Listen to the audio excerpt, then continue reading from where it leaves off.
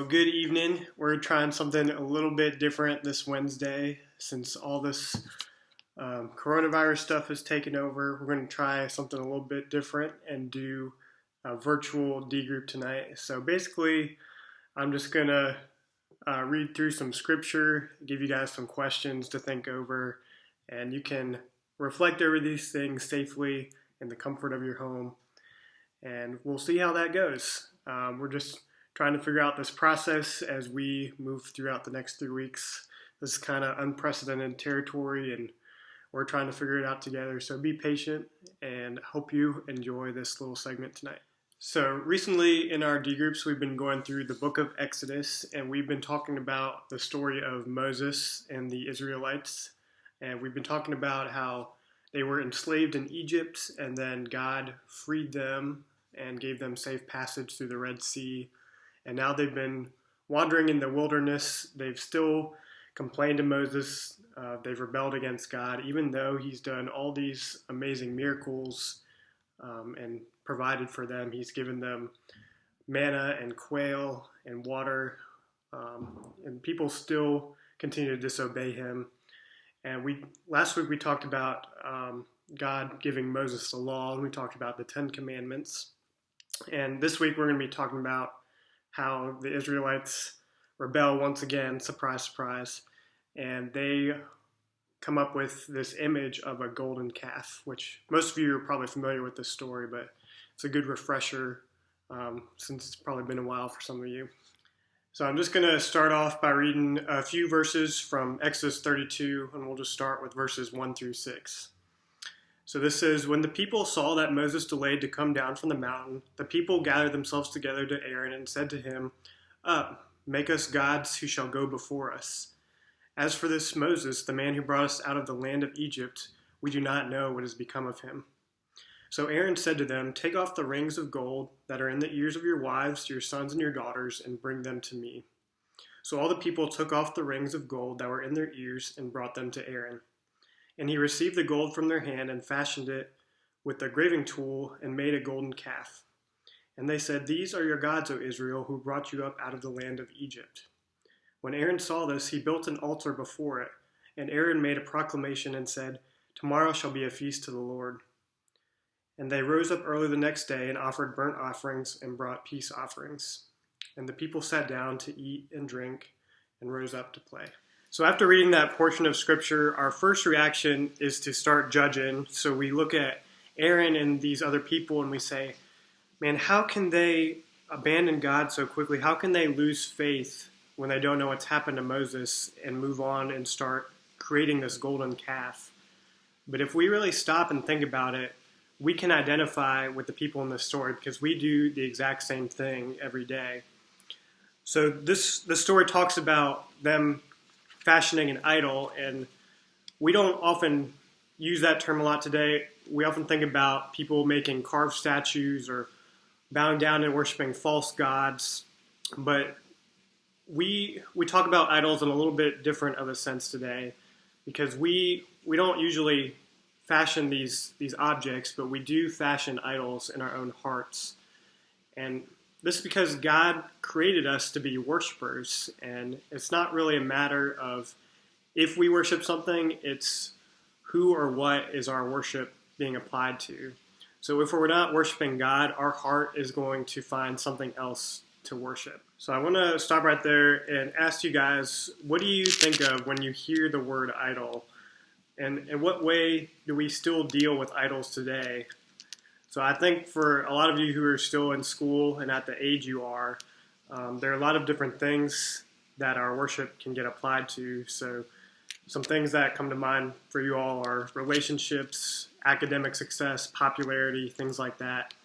And in the midst of this coronavirus outbreak, we may have some different idols. We may put our idols in comfort and security. It may be how much money you have in the bank, how much food you have on the table, how much toilet paper is supplied at your house. But if we look at all these things, we realize that all these things are finite and imperfect. These things will not last forever. They're going to let us down at some point.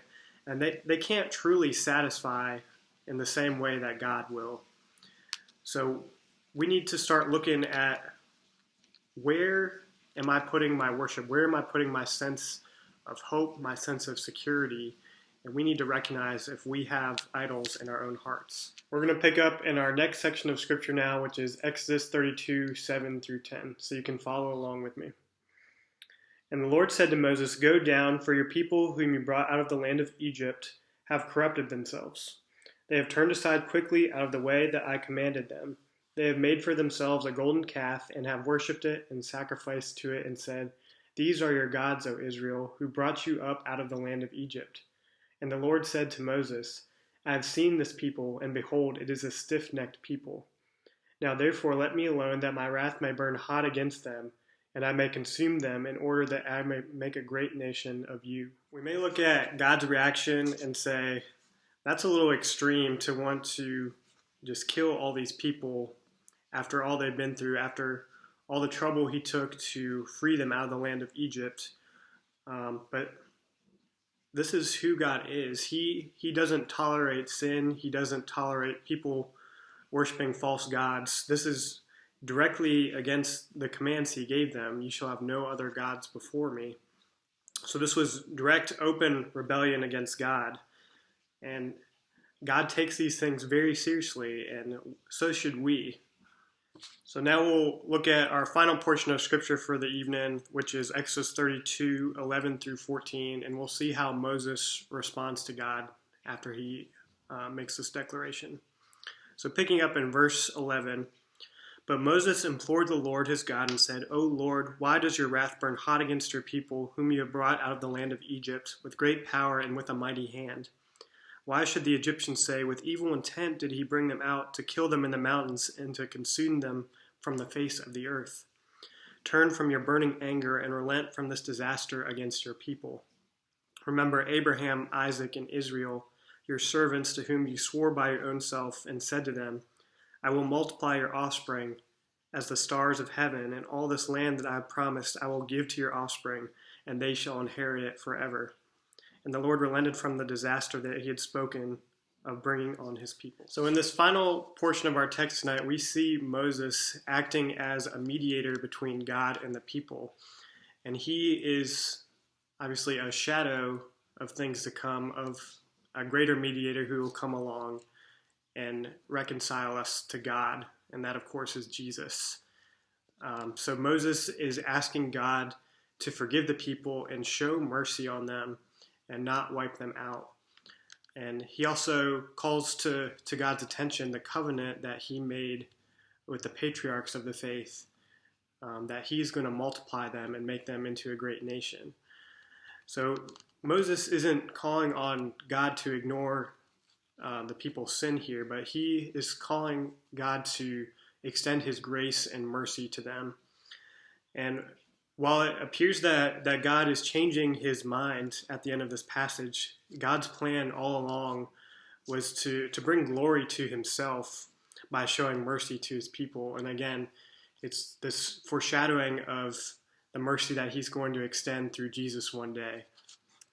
All right, so I'm going to leave you guys tonight with some questions for reflection. So please just take some time to think through these on your own and pray over them, talk to God about them. And if you need to talk to me or have questions about anything I've talked about tonight, feel free to reach out and ask me that as well. So the first thing is, how are we like the Israelites in this account? Second question, why is it better to trust in God rather than in something or person? The third one, what are some heart idols that you have faced in the past week, or you could even say past month or the past year? What can we learn from Moses' intercession on behalf of the people? And finally, who can you fervently pray for this week? Who can you be praying for in the midst of uncertainty and questions that people have? Who can you reach out to in this time of need?